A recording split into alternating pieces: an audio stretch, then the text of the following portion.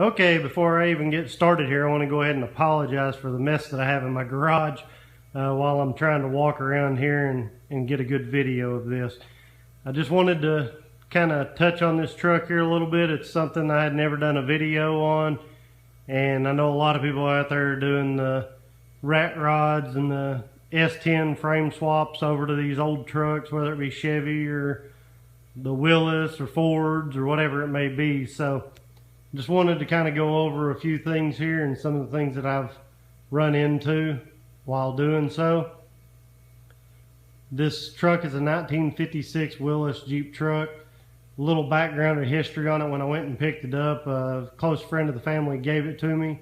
The frame actually was so rotten on it, when I went to jack it up and put different wheels and tires to get it on the trailer, the frame actually broke in half on it. So it was in pretty bad shape. When I went and picked it up, I knew that, hey, it's going to be a rat rod. That's all there is to it. Too rough to do any kind of restore. And then immediately went to looking for an S10. Picked up a 1987 S10 pickup truck. It already had the 350 with 400 transmission in it. So I picked it up for $1,500, and that's kind of where I got my start. I went ahead and pulled the S10 in, yanked the body off of it, started doing a little bit of measuring, trying to figure out what I was had to work with there. I guess you would say it was a standard cab short bed S10.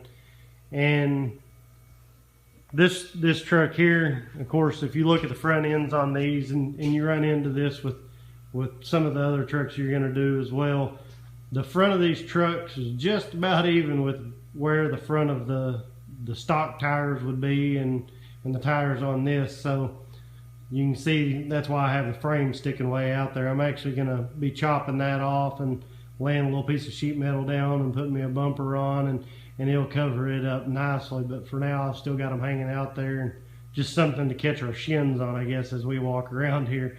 But another thing that kind of went along with this, and with the body sitting back much further than essentially S10 would be, is I actually had to go in, and I've kind of got them mocked up here. It's kind of hard to get a good view on it, but I actually had to move the motor back on this S10 frame significantly. If you can see here, and if you've ever really looked down in the S10 with a 350 in it, in comparison to where your A-arms are here, you can tell that it's back much further. So, and when doing that, I had to make a new transmission crossmember and do some fabrication. I was able to use the brake assembly out of the S10. I've kind of got it mocked up, and I've got the brake assembly in there.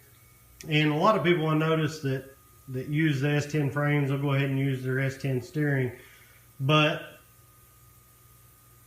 I was running into some issues with, of course, steering is one of your most important, if not your most important thing that you're dealing with when you're going down the road. And if you lose steering, you lose everything. So I went ahead and purchased, it's an old school steering column. It's just a straight shaft. You cut it to length, and then went ahead and bought a piece of rod and put it in here and fabricated all that up. It worked quite well, and that's what I decided to go with. A lot of people use the S10 steering columns, but I just like this setup a little bit better, so that's what I decided to go with myself. So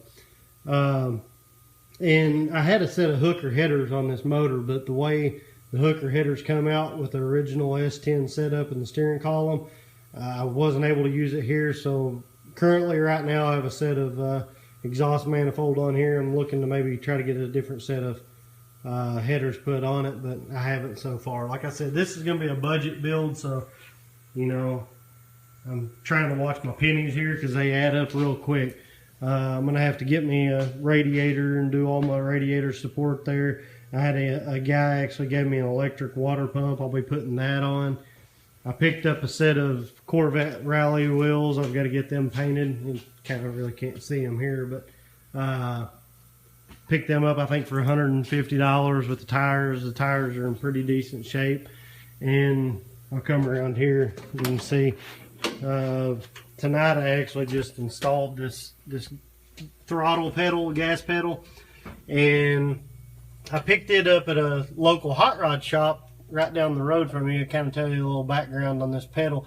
I've been looking at the Low-Car brand eliminator pedals, and from what I've seen, they're about $150 online. The shop down here had them, the Low-Car brand, and they was $159 down there, and they actually had another pedal. You can't really see it here, but the name of it, that was the package it was in.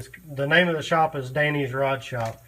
You can go to dannysrodshop.com, and they actually package and sell their own, and they are identical if you put them next to each other side by side, with the exception that this here is more of a polished aluminum versus the Low-Car brand is more of a brushed aluminum finish.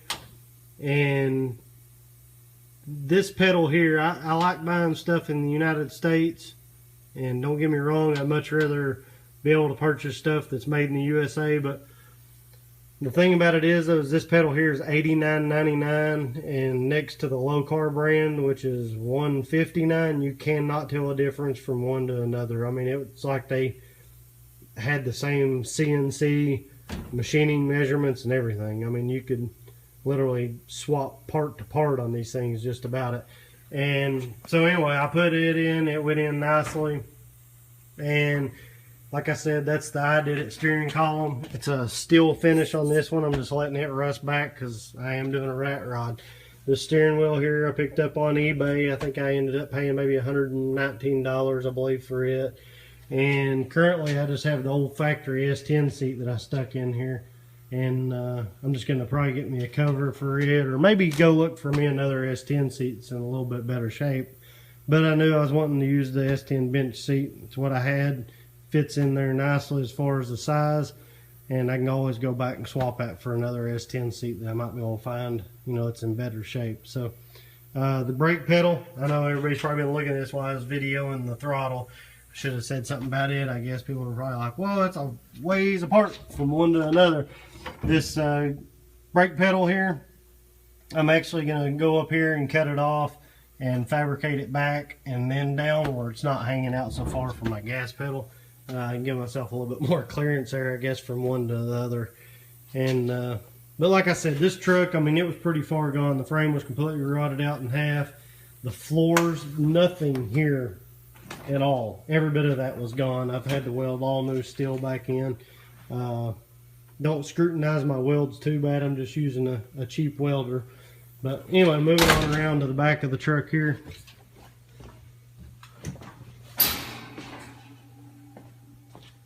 As you can see here, I'd like to bag this truck, but due to budget, I've just stuck some blocks in for now to get me down to the stance that I want to be. And on the rear end, I went ahead and swapped the factory S10 rear end out for a Borg Warner 9-bolt rear end. It's a posi rear end with a ratio of 3:27.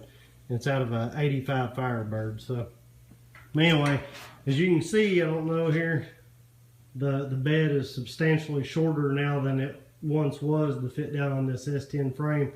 And the way I did that is I just went from center to the front and center to the back, and I cut off the same amount from front to back to meet it up to this frame.